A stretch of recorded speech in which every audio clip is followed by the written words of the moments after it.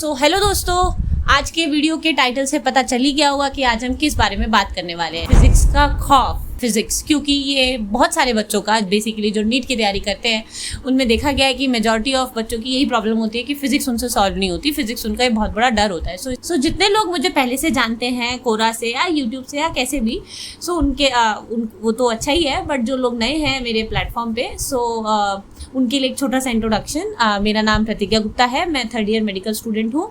Currently मैं UCMS GTB hospital में हूँ एंड मैंने जो नीट निकाला है नीट 2022 निकाला है इन 6 अटेम्प्ट। मेरे जो नंबर थे वो 663 out of 720 and AIR was about 2263 rank and मैंने जो नीट निकाला है वो 6 अटेम्प्ट में निकाला है। सो मैंने इन 5 अटेम्प्ट या 6 अटेम्प्ट में मैंने हर तरीके की गलती की है, लाइक हर तरीके के एक्सपेरिमेंट किए। एक बच्चा क्या क्या सोच सकता है वो सारे मैंने एक्सपेरिमेंट गलतियाँ सब की है एंड मैं पार्शियल ड्रॉपर भी रही हूँ। सो मुझे नहीं लगता कि आप लोगों को जो भी जो नीट की तैयारी करने की सोच रहे हैं या कर रहे हैं उनको मुझसे ज़्यादा कोई बेटर गाइडेंस दे सकता है। इनफैक्ट जो मैंने ये चैनल भी खोला है ये सिर्फ इसलिए खोला है कि जो भी मैंने इस पूरे ड्यूरेशन में जितनी भी गलतियाँ करी है मैं आप लोगों से शेयर करूँ, सो दैट आप मेरी गलतियों से सीखें एंड आप मेरी वाली गलतियाँ आप सेम रिपीट ना करें एंड आप अच्छा करें। एंड क्योंकि ये वीडियो स्पेसिफिकली फिजिक्स पे है सो मैं फिजिक्स के मार्क्स पे थोड़ा आपसे शेयर करूँगी। मेरे जो फर्स्ट अटेम्प्ट में मेरी जो फिजिक्स थी वो बहुत ही बेकार थी एंड उसकी वजह से मेरे मार्क्स कुछ 80 थे out of 180 and then during this whole duration मैंने अपने फिजिक्स पे काम किया एंड मेरे जो लास्ट अटेम्प्ट में जो मेरे मार्क्स आए वो थे मेरे 175 आउट ऑफ 180। सो इसी के साथ आज के वीडियो को हम शुरू करें। ऐसा क्यों देखा गया है और ऐसा क्यों है कि जो नीट की तैयारी कर रहे होते हैं, जो मेडिकल के बच्चे होते हैं, उनका फिजिक्स क्यों वीक होता है। सबसे मैंने जो नोटिस किया है, जो मैंने रियलाइज़ किया है, जो मैंने एक्सपीरियंस किया है, उसमें मैंने ये देखा है कि ज़्यादातर बच्चों के पास मैथ्स नहीं होती। बेसिकली वो PCB स्टूडेंट होते हैं और क्यों ना हो, मतलब इसमें गलत भी कुछ नहीं है, मैथ्स का कुछ काम तो है नहीं, सो लोग मैथ्स नहीं लेते, ठीक है। तो इसी की वजह से उन बच्चों को फिजिक्स में थोड़ी प्रॉब्लम उठानी पड़ती है। लाइक बहुत कम के पास ही होता है जो PCMB लेते हैं। लाइक मेरे पास तो मैथ्स था, सो कंपैरेटिवली मुझे थोड़ी कम प्रॉब्लम हुई। इनफैक्ट इनिशियली मेरे पास मैथ्स होते हुए भी मुझे फिजिक्स कम ही समझ में आती थी। So one of the problem is लोगों के पास मैथ्स नहीं होती, क्योंकि लाइक जैसे देखो ट्रिग्नोमेट्री के बगैर आप फिजिक्स का ऑल्टरनेटिंग करंट आप चैप्टर सॉल्व नहीं कर सकते। लाइक डिफरेंशिएशन इंटीग्रेशन बच्चा जो है वो 11th और 12th में ही सीखता है एंड अगर आपके पास मैथ्स नहीं है देन आपको फिर वो थोड़ा सा उसको सॉल्व करने में थोड़ा फिजिक्स में आपको थोड़ा दिक्कत आती होगी। इसलिए ही फिजिक्स को जब स्टार्ट कराते हैं तो उसमें पहला चैप्टर जो ट्यूशन या आप कहीं भी पढ़ते हैं तो आपको पहले बेसिक मैथ्स सिखाया जाता है, क्योंकि differentiation integration is like a plus minus of physics. इसके अलावा एक तो मैंने ये बताया कि लोगों के पास मैथ्स नहीं होती तो इसलिए थोड़ा इशू होता है। दूसरा एक इशू आता है कि लोगों के थोड़े कभी कभार क्या होता है कि बेसिक वीक होते हैं, लाइक 9th 10th का basic, like gravity, small g acceleration due to gravity या स्पीड एक्सीलरेशन या न्यूटन्स लॉज ऑफ मोशन, ये सब लोगों का थोड़ा वीक होता है। एंड देन जब वो 11th 12th में आते हैं या ड्रॉप करते हैं सो उनको ये सब पूछने में थोड़ी शर्म आती है, लोग अपने डाउट्स नहीं पूछते। सो इसलिए थोड़ा बेसिक वीक होता है एंड बेसिक वीक होता है सो फिजिक्स में थोड़ा इशू आने लगता है। सो ये सब इतना पाइल्ड अप होकर लोगों के बच्चों के मन में इतना डर बैठ जाता है कि लोग बच्चे क्या सोचते हैं कि, एंड ये मैंने देखा है, लेजिट देखा है मैंने आसपास कि लोग सोचते हैं कि ये टारगेट बनाते हैं, अरे फिजिक्स तो हमारी वीक है उस पर तो हम काम करेंगे नहीं एंड उसमें 40-50 मार्क्स ले आएंगे एंड बाकी सारा कवर अप या कंपनसेट हम बायो और केमिस्ट्री में कर देंगे। बट ऐसा नहीं करना, ये बहुत बड़ा ब्लंडर करते हैं आप। अगर आपको मेरिट में नंबर लाना है, अगर आपको सिलेक्शन करवाना है सो आपको तीनों में इक्वल एफर्ट मानने होंगे। ऐसा हो ही नहीं सकता कि आप बायो केमिस्ट्री में कर ले आप एंड फिजिक्स आपका काम मतलब 40-50 मार्क्स में काम हो जाएगा, ऐसा नहीं होता है।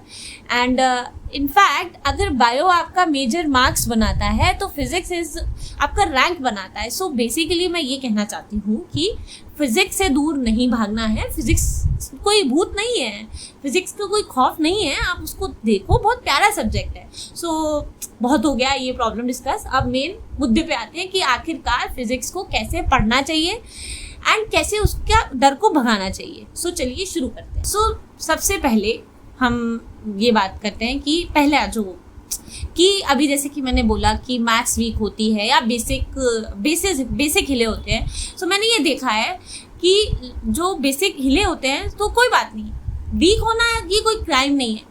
क्राइम क्या है, अगर आपकी कोई प्रॉब्लम है या कोई भी डाउट है, कोई भी इशू है, आप उसे जाहिर नहीं कर रहे हैं अपने टीचर से।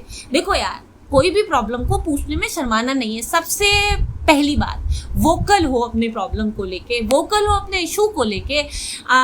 हमने एक वेब सीरीज अभी देखी थी, उस पे आई थी TVF पे, मेडिकल ड्रीम्स करके। उसमें एक जो कैरेक्टर थी, जो मुझे कैरेक्टर का नाम याद नहीं आ रहा है, गाँव जो विलेज से आई थी, उसकी भी मैथ्स वीक थी, बेसिक हिला हुआ था। बट जब तक तुम शर्माते रहोगे, तो जब वो शर्माती थी इनिशियली तो उसका प्रॉब्लम नहीं, बट जब उसने वोकल होना शुरू किया, टीचर के पास जाना शुरू किया, डाउट सेशन में बैठना शुरू किया, देन उसकी थोड़ी थोड़ी चीज़ें इंप्रूव हुई। सो मैं इससे यही कहना चाहती हूँ कि जो भी आपकी प्रॉब्लम्स है, प्लीज़ शर्माओ मत पूछने में अपने टीचर से कुछ भी। अगर तुम्हें बेसिक भी अगर कोई थोड़ा भी इशू आ रहा है तो प्लीज़ बोलो। जब तक आप अपनी प्रॉब्लम नहीं बोलोगे तब तक कोई आपकी प्रॉब्लम सॉल्व नहीं करेगा। अभी शर्माना नहीं है। प्राइम बात, जो मेन पॉइंट है इस बात का, कि अपनी प्रॉब्लम्स को लेके प्लीज शेयर करो अपने टीचर से, जिससे भी आप पढ़ रहे हो प्लीज उससे शेयर करो। अब आते हैं दूसरे पॉइंट। दूसरी बात नेक्स्ट आता है कि देखो, हम बायो वाले हैं, हमारी क्या आदत है, कुछ समझ में ना आए रट लो। मैं भी ऐसा करती थी। 11th में मेरा फिजिक्स बहुत वीक हुआ करता था। मुझे आज भी याद है, जब मैंने रिलेटिव वेलोसिटी का कॉन्सेप्ट 11th में पढ़ा था तो मुझे कुछ पल्ले नहीं पड़ता था। मैं लेजिट डिजिट सब कुछ याद करने की कोशिश करती थी। वो बात अलग है, मेरा रटने की पावर भी बहुत बेकार हुआ करती है, एंड मैं वो भी बहुत ही बेकार गड़बड़ कर देती। इस चक्कर में मेरा फिजिक्स बहुत वीक हुआ करता था 11th में। मैं ये बताना चाह रही हूँ कि यार देखो, रटने के लिए हमारे पास बहुत कुछ है, याद करने के लिए हमारे पास बहुत कुछ है। हमें फिजिक्स याद नहीं करना। सबसे मेन बात, इस बात को गांठ बांध के रख लो कि फिजिक्स याद नहीं करना है, फिजिक्स को समझना है। बहुत प्यारा सब्जेक्ट है, क्योंकि फिजिक्स में यही सबसे चीज़ अच्छी है कि यार इसमें कुछ याद नहीं करना। एक बार चीजें वो आपको समझ में आने लगेंगी ना, तो आपको मजा आएगा। मैं ये बताना चाह रही हूँ कि देखो, जैसे कि क्लास में जब टीचर पढ़ाते हैं या जब भी कोई लेक्चर लेते हैं, like for example let's consider an example of, अभी मुझे याद आ रहा है बर्नौलीज थ्योरम के ऊपर। टीचर ने मान लो बर्नौलीज थ्योरम का कॉन्सेप्ट पढ़ाया, ठीक है। एंड में वो जो डब्बा बना देते हैं ना फॉर्मूला का, कि अच्छा ये डब्बा है, ये फॉर्मूला है, ये आपको याद रखना है। ऐसा नहीं करना है। आपको फॉर्मूला ही याद नहीं करना है कि अच्छा हमने फॉर्मूला याद कर लिया फिर उसी को बार बार याद करें, ऐसा नहीं करना है। आपको ये याद करना है, ये समझना है कि यार वो एक्चुअली फॉर्मूला आया कहाँ से, आपको वो कॉन्सेप्ट समझना है। दैट डे अगर आप ये काम करने लगेंगे कि वो आप कॉन्सेप्ट को समझने लगेंगे, तो आपको उसी पॉइंट से आपको फिजिक्स समझ में आने लगेगी। ये मैंने आपको एक एग्जांपल दिया। एंड अनदर एग्जांपल, हाँ, हम SHM में पढ़ते हैं open pipe and close pipe का कॉन्सेप्ट, या हम डॉपलर इफेक्ट पढ़ते हैं। बहुत सारी चीजें, उसमें कितने फार्मूले याद करोगे यार। मेरा बस ये कहना है कि आप कॉन्सेप्ट को समझिए। अगर आपने ये समझ लिया ना कि यार वो फॉर्मूला कहाँ से आया, तो आपको फॉर्मूला याद करने की ज़रूरत ही नहीं है। इनिशियली जब फर्स्ट अटेम्प्ट में मैं थी, मैं भी बहुत फॉर्मूला याद करती थी। इसी चक्कर में मुझसे क्वेश्चंस होते ही नहीं थे, क्योंकि क्वेश्चन डायरेक्ट फॉर्मूला बेस्ड अब तो बिल्कुल नहीं आएगा। 24 तक हाँ भले ही कुछ आते थे, लाइक क्योंकि फिजिक्स पहले बहुत इजी दे देते थे। बट अगर अब जो पेपर आएगा वो कभी अब ऐसा नहीं आने वाला है। 1-2 क्वेश्चन आ जाएंगे कि हाँ सीधे डायरेक्ट फॉर्मूला उठ के आपको सिर्फ वैल्यू डालनी है। मैथ्स आप 7वीं 8वीं क्लास के बच्चे की मैथ्स नहीं कर रहे ना, आपको कॉन्सेप्ट पूछेंगे, लाइक थोड़ा भी क्वेश्चन घुमा भी सकते हैं, कैसे भी घुमा सकते हैं। इतना सबसे मैं ये बताना चाह रही हूँ कि आपको फॉर्मूले याद नहीं करने। लाइक लेजिट मैंने देखा है कि लोग फॉर्मूले की वो शॉर्ट नोट्स बना रहे हैं या चार्ट बना रहे हैं, ऐसा कुछ नहीं करना है, ठीक है। आपको कॉन्सेप्ट समझना है, ठीक है। और आपको ऐसे हैबिट बनानी है कि जब भी आप क्वेश्चन प्रैक्टिस करें, आपको फॉर्मूले याद ही ना हो, आप डायरेक्ट उसमें आप आपको डेरिवेशन पता होनी चाहिए, पूरी डेरिवेशन याद होनी चाहिए। याद मतलब मैं रटने के लिए नहीं कह रही हूँ। आपको अगर वो कॉन्सेप्ट समझ में आएगा तो आप अपना वो ड्राइव करेंगे। बेसिकली मैं ये कहना चाह रही हूँ, फॉर्मूले याद करने के बजाय फॉर्मूले को ड्राइव करना सीखो। आपको पता होना चाहिए कि फॉर्मूला आया कहाँ से है। सेम बात को बार बार रिपीट करने अब नहीं करने वाली मैं। इस सेकेंड पॉइंट को इन शॉर्ट में अगर मैं बात कहूँ, फॉर्मूले को याद नहीं करना है, फॉर्मूले की वो फॉर्मूला नोटबुक नहीं बनानी है, आपको कॉन्सेप्ट समझना है। तीसरा पॉइंट ये आता है कि क्वेश्चन प्रैक्टिस करनी है। देखो बायो में अगर रिवाइज करना है मैं क्या मतलब NCERT रिवाइज करनी होती है, ठीक है। बट फिजिक्स में अगर रिवाइज करना है, रिविजन का एक ही मेथड है कि क्वेश्चन प्रैक्टिस करनी है। जब भी आपने चैप्टर पढ़ लिया देन आपको क्वेश्चन प्रैक्टिस तो करनी है। नो डाउट फिजिक्स में क्वेश्चन आपको बहुत सॉल्व करने हैं, इसमें तो आपको पता ही है, मैंने भी कुछ आपको नया नहीं बताया। बट नया मैं क्या बताने वाली हूँ कि फिजिक्स में क्वेश्चन एक्चुअली में सॉल्व कैसे करने, like how to approach the question. देखो फिजिक्स में लाइक कोई भी क्वेश्चन अगर आप पढ़ते हैं, आपको पहली बात जो कि बहुत इंपॉर्टेंट बात है कि आपको कोई भी क्वेश्चन पूरा एक सांस में पूरा नहीं पढ़ना है, ठीक है। लाइक मैंने देखा है, और मैं भी शुरू में मेरे साथ भी ऐसे ही होता था कि जब भी पेपर में कोई बड़ा सा क्वेश्चन आ जाए सो भाई आधी जान तो वही निकल जाती थी, आधा दिमाग तो पहले ही कह देता था हथियार डाल दो जी, ये क्वेश्चन हमसे नहीं होगा। बट ग्लिच यहीं पे है, ये एक पीछा मतलब गिमिक होता है एग्जामिनर का कि अरे बच्चों को बड़ा क्वेश्चन दे दो, बच्चा आधा तो वहीं डर जाएगा। एक्चुअली में जो बड़े क्वेश्चंस आते हैं ना वो एक्चुअली में बहुत इजी होते हैं, या फिर उनका कैलकुलेशन बहुत आसान होता है। सो डरना नहीं है। आपको क्या करना है, चाहे बड़ा क्वेश्चन हो, चाहे छोटा क्वेश्चन हो, चाहे 1 लाइन का क्वेश्चन हो, चाहे 5 लाइन का क्वेश्चन हो, आपको हमेशा कोई भी क्वेश्चन पढ़ना है सो आपको लाइन बाय लाइन पढ़ना है। लाइक 1 लाइन पूरी पढ़ी, फुल स्टॉप, ठीक है। अब फिर क्या करना है, 1 लाइन पढ़ने के बाद उसमें जो लिखा है आप उसका डायग्राम बनाओ। कलाकारी करने को मैं नहीं कह रही हूँ, छोटा सा रिप्रेजेंटेशन वो कैसे करना है वो आपको स्क्रीन पे दिख जाएगा, ठीक है। एक क्वेश्चन का एग्जाम्पल वो आपको स्क्रीन पे दिख रहा होगा कि कैसे कैसे आपको उसका डायग्राम बनाना है, ठीक है।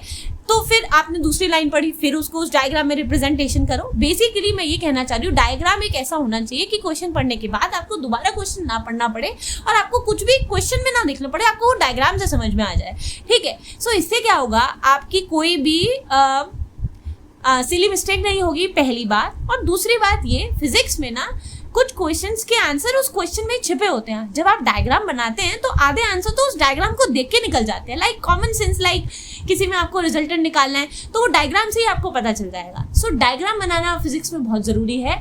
ये हैबिट मेरे में भी नहीं थी। मेरे भैया मुझे बहुत कहते थे कि बहन डायग्राम बनाया कर, बट थोड़ा लेट आई, छठे अटेम्प्ट में ही आई, तभी तो सिलेक्शन इतने सालों से रुका हुआ था। सो या डायग्राम बनाना फिजिक्स में is a very very important thing.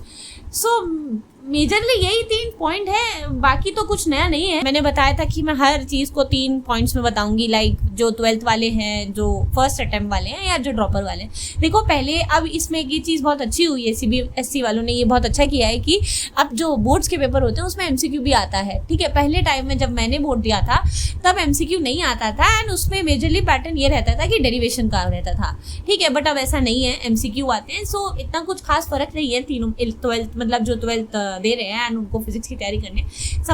सब में स्ट्रैटेजी यही रहेगी कि आपको कॉन्सेप्ट समझना है, डेरिवेशन आपको समझ में आनी चाहिए। मैं रटने को नहीं कह रही हूँ। हाँ, मैं ये नहीं कह रही हूँ कि आपको हर का डेरिवेशन आना ही चाहिए। लाइक कुछ चीज़ें होती हैं, लाइक कुछ एकाध फॉर्मूले होते हैं जो नहीं समझ में आते, एकाध चीज़ें आप याद कर सकते हैं। बेसिकली हमारा टारगेट ये होना है कि कम से कम चीज़ें याद की जाए। याद करने के लिए हमारे पास ऑलरेडी बहुत कुछ है। लाइक बायो में कितने 40-45 चैप्टर्स ऑलरेडी भरे पड़े हैं। तो याद करने की चीज़ें जितना कम याद करेंगे, जितना हम कम रटेंगे, उतना चीज़ें हमारी उसकी जो लाइव होगी हमारे दिमाग में वो ज़्यादा रहेगी, ठीक है।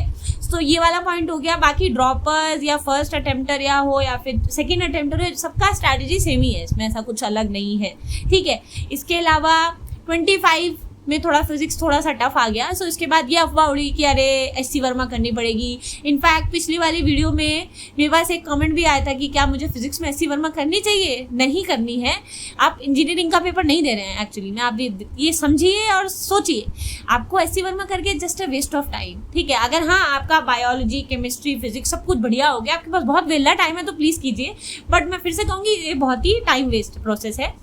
हाँ, बस एक चीज़ ऐड ये करनी होगी कि फिजिक्स है ना, एंड थोड़ा फिजिक्स का नो डाउट थोड़ा जो लेवल है बढ़ा है, तो उसके लिए आप JEE के पिछले साल के कुछ 10 साल के PYQ फिजिक्स के करके जाइए। बट ये कब, जब नीट के पेपर आप कर ले PYQ, तब आप एक बार JEE के फिजिक्स के क्वेश्चन आप करके जाइए, ठीक है। इसके अलावा SC वर्मा, SL अरोड़ा, ये सब फैंसी किताबें करने की बिल्कुल भी ज़रूरत नहीं है। हद से हद NCERT के क्वेश्चंस कर लीजिए और NCERT एग्जाम्पलर के क्वेश्चन कर लीजिए। हाँ, ये इंपॉर्टेंट है, इसके क्वेश्चंस आते हैं, ठीक है।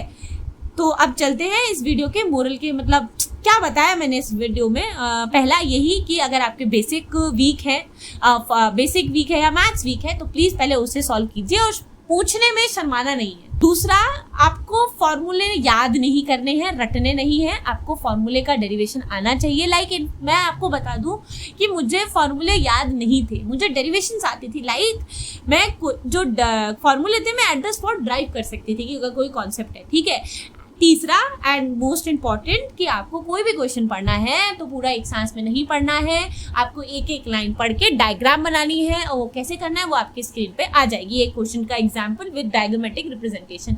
कलाकारी करने को नहीं कह रही हूँ। सो देखो, कोई भी कमी अगर हमें है सो उसको आपको सॉल्व करना है, ना कि उसके से भागना है। लाइक मेरी फिजिक्स बहुत वीक थी। लाइक जब मैं 12th के बाद फर्स्ट ड्रॉप करा था तो मेरे भैया ने मुझे बोला था कि बहन तेरी फिजिक्स बहुत वीक है। सो मैंने उस फर्स्ट अटेम्प्ट में वो बात लगी कि मेरा सिलेक्शन नहीं हुआ बट उस अटेम्प्ट में मैंने बहुत कुछ सीखा। लाइक अगर मैंने फिजिक्स जो सीखी है ना वो मैंने अपने फर्स्ट अटेम्प्ट में सीखी। लाइक मैंने इतनी प्रैक्टिस की थी एंड उसके बाद मुझे फिजिक्स से प्यार हो गया। लाइक मेरी फेवरेट सब्जेक्ट बन गया था फिजिक्स। सो अगर मैं कर सकती हूँ तो आप लोग भी कर सकते हो। सो आज के लिए इतना ही। नेक्स्ट वीडियो में हम बात करेंगे केमिस्ट्री एंड अदर एस्पेक्ट। तब तक के लिए बाय।